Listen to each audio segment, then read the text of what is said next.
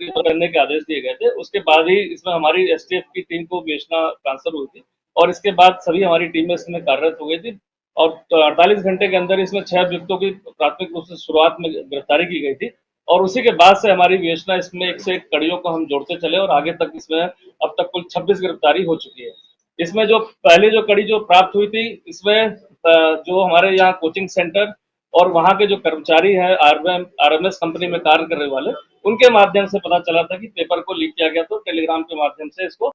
यहाँ पर पहुंचाया। उस संबंध में जो गिरफ्तारी हुई उसकी पूछताछ में गढ़वाल में भी और कुमाऊं में भी काफी सारे प्रश्न पत्र जो पहुंचे थे अभ्यर्थियों को, उनकी गिरफ्तारियां हुई और साथ ही साथ छात्रों के इसमें बयान किए गए। इसी के साथ साथ इसमें एक संगठित गिरोह का भी नाम पता चला जो धामपुर से ऑपरेट कर रहा था। उस गैंग के भी सदस्यों को एक एक करके कड़ियों को जोड़ा गया और उनकी गिरफ्तारियां की गई। तो उसमें एक केंद्रपाल नाम के व्यक्ति का नाम पता चला जो धामपुर का निवासी है और साथ ही साथ पूर्व में भी उत्तर प्रदेश और यहाँ पर परीक्षाओं में उसकी प्राथमिक रूप से संलिप्तता पता चली थी। उसी के आधार पर पूछताछ के बाद उसको गिरफ्तार किया गया, जिसमें पता चला कि ललित राज जो एक इंजीनियर है उसी का फ्लैट को इस्तेमाल किया गया था। इन्हीं सब साक्ष्यों के आधार पर और छात्रों के जो बयान लिए गए उसके बाद फिर जो है इसमें महत्वपूर्ण कड़ी में आया कि इसका जो आरएमएस प्राइवेट लिमिटेड जो कंपनी है जिसको कॉन्ट्रैक्ट मिला था यूपीएसएससी से, उसके मालिक की प्रथम दृष्टि आई क्योंकि 3 स्तर की इसमें पूछताछ हो चुकी थी और उन सभी वेरिफिकेशन करने के बाद उसको कल देर रात्रि इसको गिरफ्तार किया गया। अब देखिए राजेश चूंकि उस कंपनी का ओनर है, लेकिन ये कहना कि सभी परीक्षाओं में उसकी संलिप्तता रही अभी इसकी पुष्टि किया जाना आवश्यक है, लेकिन इस परीक्षा लीक के मैटर में उसकी डायरेक्ट संलिप्तता रही चूंकि वह केंद्रपाल से जुड़ा हुआ था। करीब 2 करोड़ में इसकी डील हुई थी। उस डील के माध्यम से जो पैसे जहां जहां गए हैं, कुछ उसके रिश्तेदार के यहाँ दिए गए और कुछ परिचितों के यहाँ दिए गए, कुछ कैश में दिए गए, वो सभी की ट्रेल हमें इन्वेस्टिगेशन में मिल गई है। उनको बयानों के लिए हमने बुला भी लिया है। तो इससे स्पष्ट हुआ है कि इस परीक्षा में डील करके पेपर आउट करा गया था। एक माध्यम जो एक कड़ी थी लास्ट तक की वो ये थी। दूसरी कड़ी थी कि जो वहां के कर्मचारी था अभिषेक वर्मा, जिसके द्वारा इस बार 3 सेट परीक्षा पत्र के निकाले गए थे जो टेलीग्राम से यहाँ पर उसका जो दूसरा कर्मचारी आरएमएस का जयजीत दास उसको भेजे गए थे। उस कड़ियों को जोड़ते हुए आगे बढ़े थे। देखिए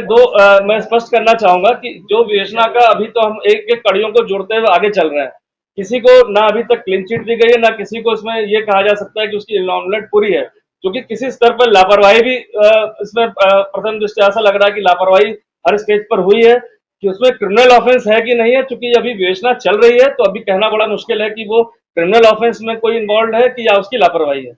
मैंने आपको स्पष्ट किया कि उसको पूर्व में 2 बार और बुलाया गया था, चूंकि शक की सुई जा रही थी तो लगातार हम पूछताछ करके जानकारी कर रहे थे। लेकिन जब ये केंद्रपाल की गिरफ्तारी हुई और उससे हमें जो पैसे के जो लिंकेजेस मिले, जो करीब 2 करोड़ के करीब जो कुछ कैश के ट्रांजेक्शन दिए गए और कुछ लोगों के माध्यम से, रिश्तेदारों के माध्यम से पहुंचे और कुछ उसके जानने वाले दोस्तों के यहाँ पहुंचे, वो सभी कड़ियों को जब हमने जोड़ लिया तब पूछताछ के बाद उसको गिरफ्तार किया गया। देखिए संभावनाएं सभी तरह की हो सकती है, लेकिन जो परीक्षा का जो वहां पर अगर प्रिंटिंग, हर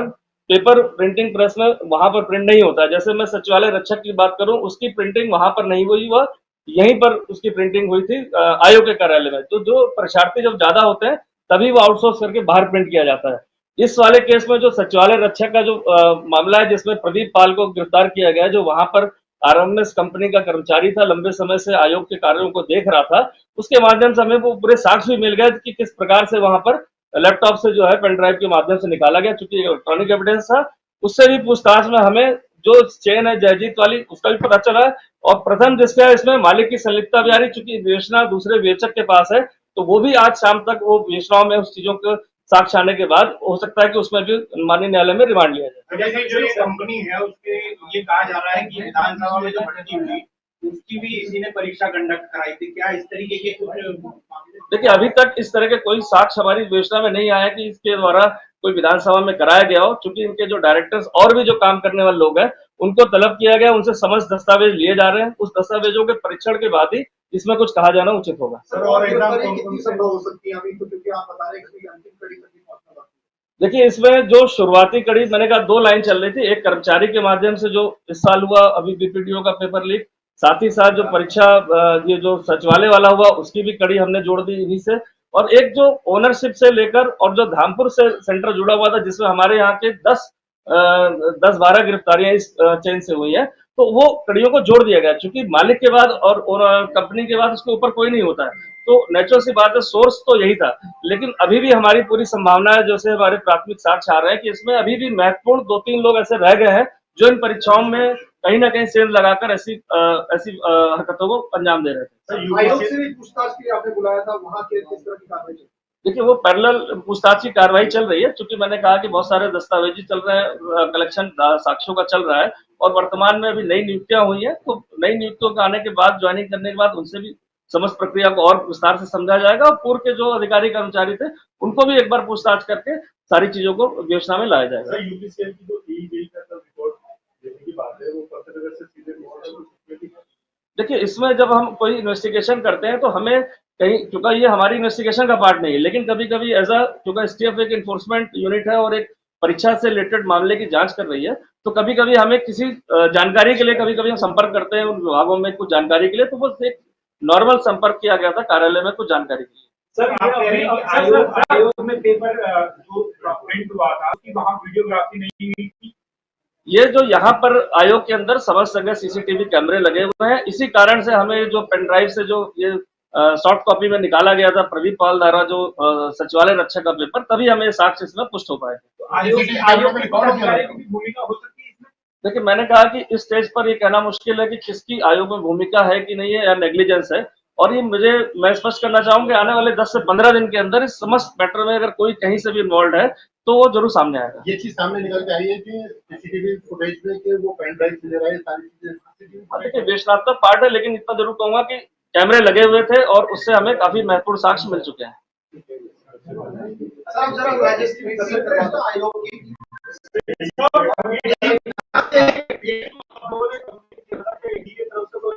हाँ, इसमें मैं अपडेट दे दूंगा कि इन्फोर्समेंट डायरेक्टरेट से लेटर प्राप्त हो गया, समस्त जो हमारी एफआईआर है और जो कार्रवाई है, जो हमारे इनकी संपत्तियों की जो जानकारी हमें मिली प्राथमिक रूप से, वो सभी जानकारियों को साझा करने की होगी। सर आखिरी इसकी गिरफ्तारी हुई है, कब तक यानी कंप्लीट होने की सब कर सकती है? जो संभावना मैं देखता हूँ, जिस स्पीड से हमारी टीम काम कर रही है, तो जो मेन कड़ियों को हमने जोड़ लिया है और कुछ कड़ियां इसमें रह गई हैं जो महत्वपूर्ण हमारे लिए है, तो मैं मानता हूँ आने वाले 7 से 10 दिन में एटलीस्ट जो मेन इसके मास्टरमाइंड सरगना द्वारा प्रश्न पत्र प्राप्त करके छात्रों को विभिन्न चैनलों दिया गया, तो सभी आएंगे। हाँ, लेकिन विवेचना में अभी समाप्त करने में टाइम लगेगा, चूंकि इसमें काफी सारे ऐसे छात्र हैं जिनके बयान लिए जाने, बहुत सारे ऐसे छात्र हैं जो अनुचित साधनों से पास हुए हैं, तो उनको भी हमें कहीं ना कहीं इन्वेस्टिगेशन में अकाउंट फॉर करना है। सर, ये जो रक्षक भर्ती वाला जो पेपर लीक हुआ, क्या ये आयोग के अंदर से ही हुआ? ये आयोग के अंदर से ही पेपर, मैंने जैसा बताया कि प्रदीप पाल एक एम्प्लॉय था जो आरएमएस कंपनी का बहुत सालों से यहाँ काम कर रहा था, और मौका पाकर उसने अपने जो है वहां से पेपर को सॉफ्ट कॉपी में उसको लीक कराया। ये तो आयोग में बता रहे हैं, उनको कर्मचारी आउटसोर्स कंपनी का, तो आयोग में हाँ, वो आयोग के अंदर से ही वहां से आउटसोर्स कंपनी द्वारा निकाला गया चोरी से। तो अजय जी, इसमें जो ऐसराज हुए हैं, जो बडोरी जी हैं, उनसे जांच क्यों नहीं हो रही है? अगर अंदर से ही निकला है तो फिर वो जांच उनका कुछ। देखिए, दो चीज स्पष्ट करूंगा, यहाँ किसी मतलब मैं व्यक्ति विशेष की इन्वेस्टिगेशन नहीं हो रही है। सिस्टम में क्या फ्लॉस थे, उस क्या सिस्टम के कारण किसी की मिलीभगत थी, और साथ ही साथ पेपर लीक करने में कौन लोग मास्टरमाइंड थे और किसके द्वारा इसको आगे किया गया। क्योंकि अभी विवेचना में मात्र देखा जाए तो 35 दिन हुए हैं, तो उस 35-40 दिनों के अंदर सभी व्यक्तियों को एक साथ साक्ष्य लाना थोड़ा सा मुश्किल होता है, लेकिन चूंकि विवेचना चल रही है तो इसलिए ये कहना कि इनसे किसी से कोई सवाल किया गया नहीं किया गया, क्योंकि काफी दौर की बातचीत हमारी पूर्व में हो चुकी है इसमें। सर, ये अभ्यर्थियों की क्या लिस्ट कभी सार्वजनिक हो पाए?